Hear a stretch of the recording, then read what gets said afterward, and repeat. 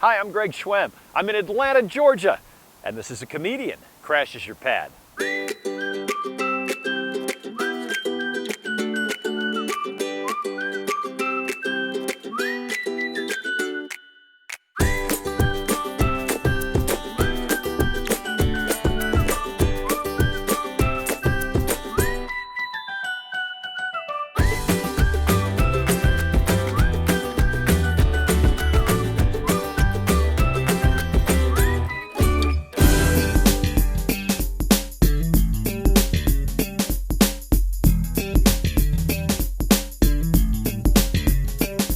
I should have never given up water polo.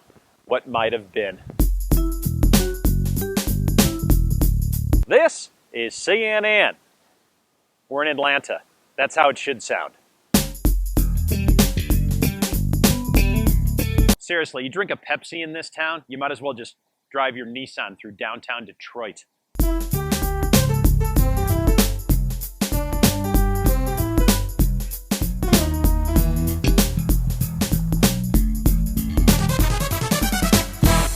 International Production and Processing Expo.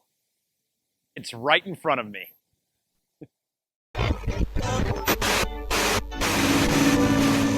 Welcome to Cut and Mix. I'm Vanessa Hunley, DJ Audio Prism, here today with national touring comedian Greg Schwem. Yay!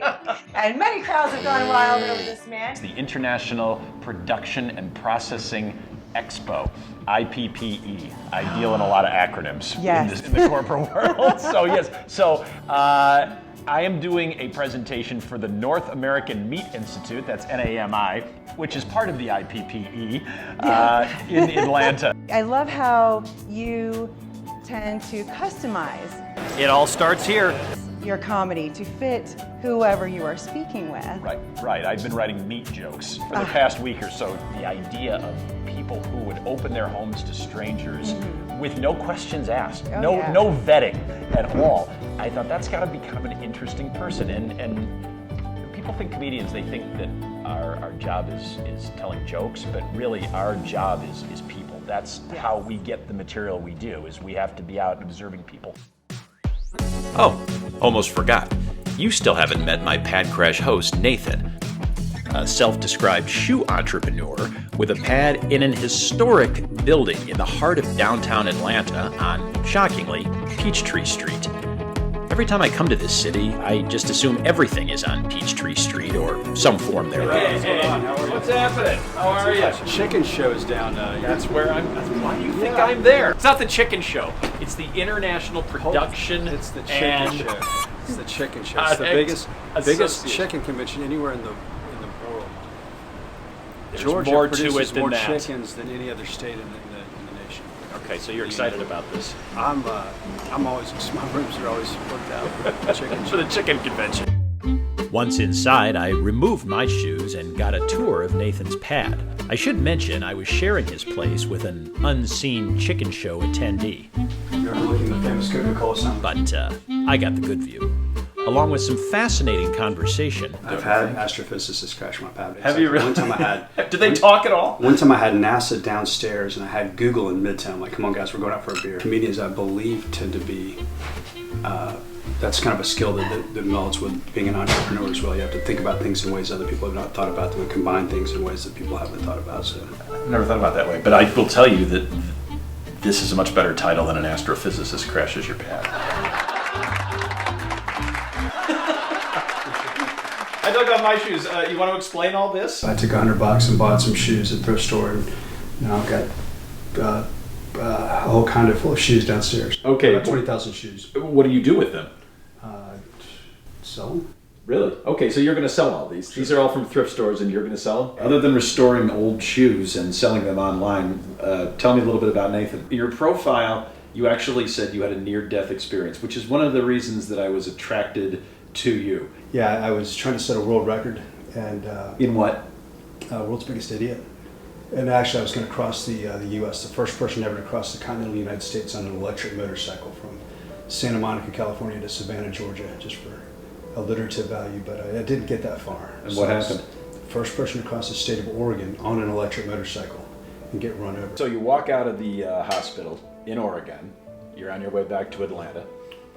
And Dr. Sherrill said, Abbott, he said, you were a 5, have a nice flight. Okay. Meaning that I had a 5% chance of surviving based on the formula for your traumatic injuries. And That's what doctors say when you leave. They said you had a 5% chance. Can't they just keep that information to themselves? well, they did keep that information to themselves when I came out of the coma, because you don't want to tell your patient, hey, you're probably going to die. Welcome back. Welcome You're back. a 5. Try not to live then. Come back in an hour. Right. Hey, now you're a 3. Enjoy your hospital meal, yeah. Or Enjoy your hey, yogurt. now you're a 7. You're Yeah, making exactly. improvement. But I had a dream every night for a year, my last 5 minutes of my life.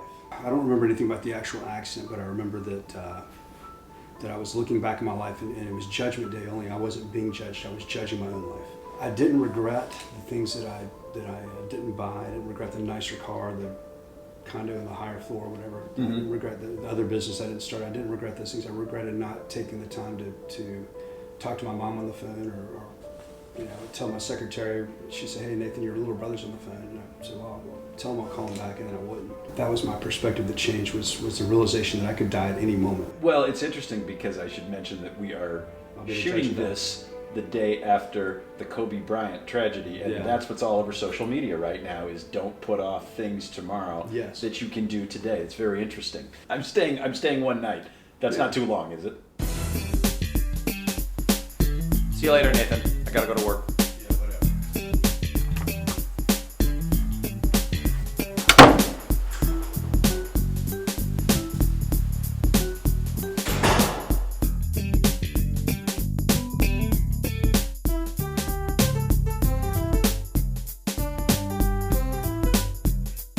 Some comedians work in comedy clubs. When you're a corporate comedian, you work in processing halls.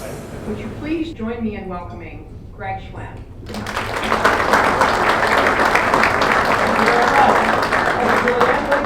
And a very, very good afternoon to the North American Meat Institute as part of the International Production and Processing Expo.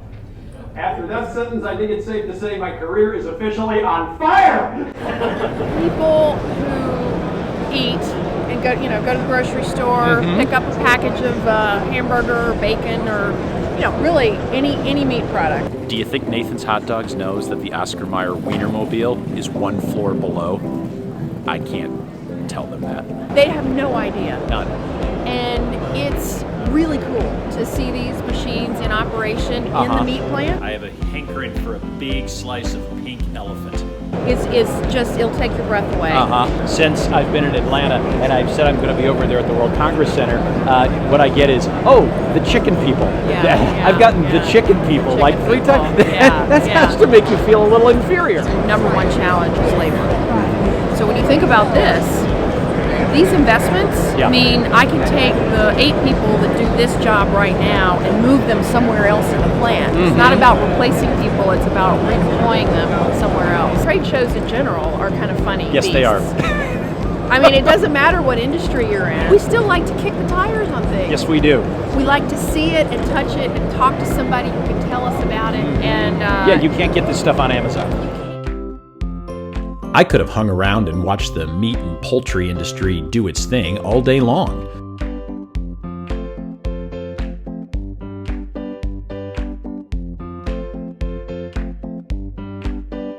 But eventually I had to start rehearsing those steak and chicken jokes I'd been writing.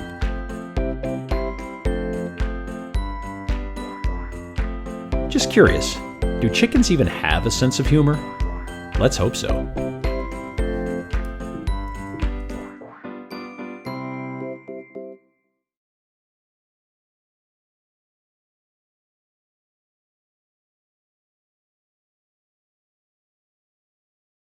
Hi, it's Greg. Hey, I hope you enjoyed that episode. You're still watching, so you must have. I would appreciate it if you subscribe to my YouTube channel and also follow me on my social media feeds. And if you would like me to come to your town and crash your pad, hit me up on my website. Keep laughing. My wife's a survivor. I always wear it.